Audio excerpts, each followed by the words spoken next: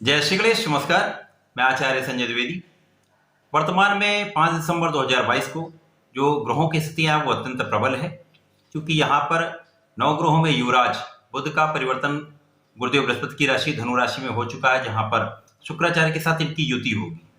शुक्राचार्य जो कि ऐश्वर्य वैभव के स्वामी हैं, धन संपदा देने वाले हैं, जीवन के समस्त सुख साधनों का अर्जन कराने वाले हैं, भूमि भवन का लाभ दिलाते हैं, बड़ी गाड़ियों का सुख, ऐश्वर्य का लाभ, वैभव में वृद्धि शुक्राचार्य के कारण होता है।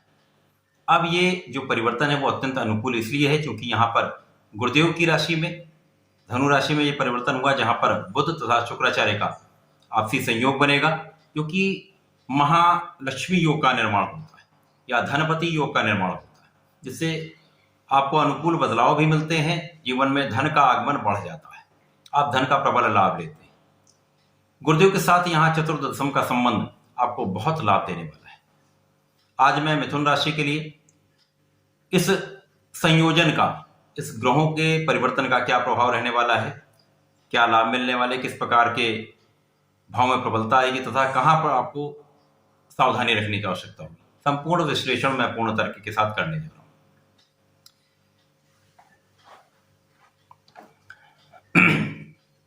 मिथुन राशि के लिए जो लग्न के स्वामी हैं वो बुध हैं।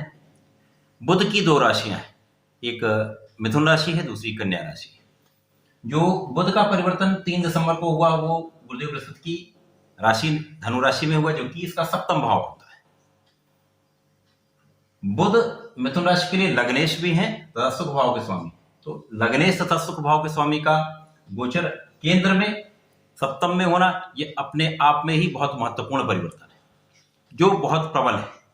उसके पश्चात यहाँ पर आपके पंचम के स्वामी तथा आपके द्वादश के स्वामी शुक्राचार्य का परिवर्तन सप्तम भाव में केंद्र में होना, ये उससे भी प्रबल स्थिति है।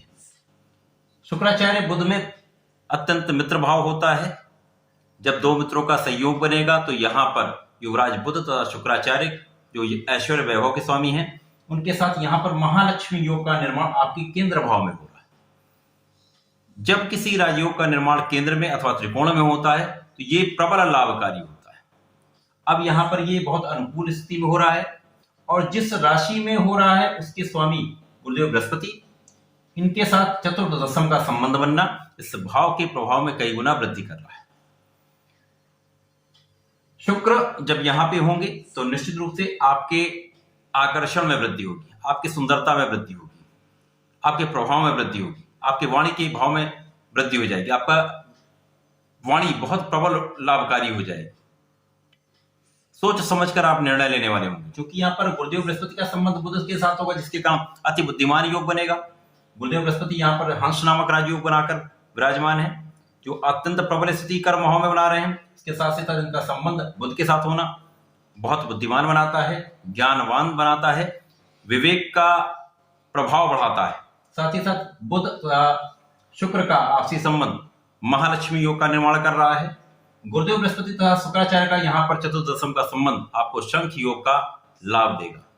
शंख योग अपने आप में आपको समस्त सुखों की प्राप्ति कराता है, ज्ञान में वृद्धि करता है, आपके विवेक में वृद्धि करता है, बुद्धि का भाव प्रबल करता है, साथ ही साथ ऐश्वर्य में भी वृद्धि करता है। आप सुखों का अर्जन करते हैं, धन संपत्ति का अर्जन करते हैं, सुख साधनों में वृद्धि करते हैं। व्यापार हो या आपका कार्य क्षेत्र, जो कि गुरुदेव बृहस्पति का भाव है, ये अपने आप में ही बहुत प्रबल हो रहा है। अब यहाँ पे स्थितियां जो लग्नेश की है वो अत्यंत प्रबल है, जिसके कारण ये भाव कर्म भाव दोनों बहुत प्रबल हो रहे हैं। तो यहाँ पर आपके कार्य क्षेत्र में बहुत वृद्धि होगी, बहुत बड़ा लाभ लेंगे, प्रबल धन का अर्जन करेंगे।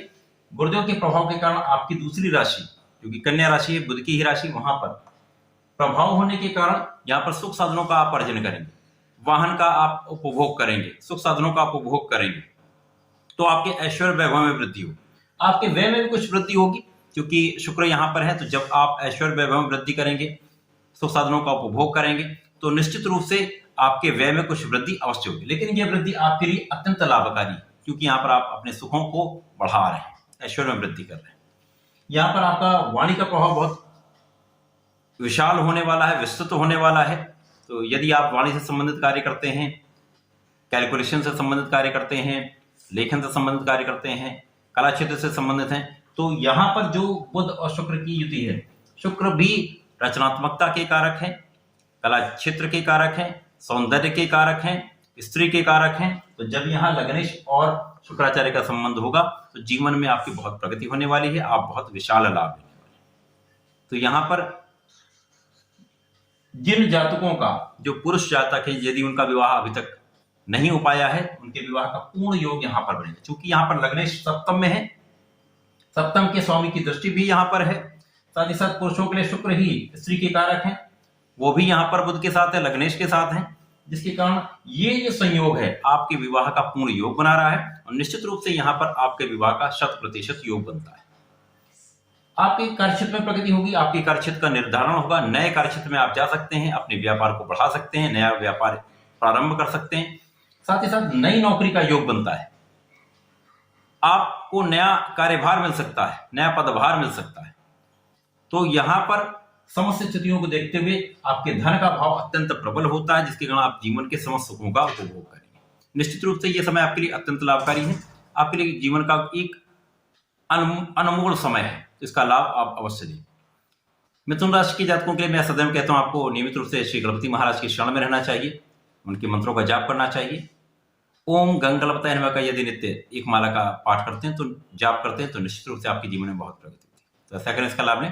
धन्यवाद, नमस्कार।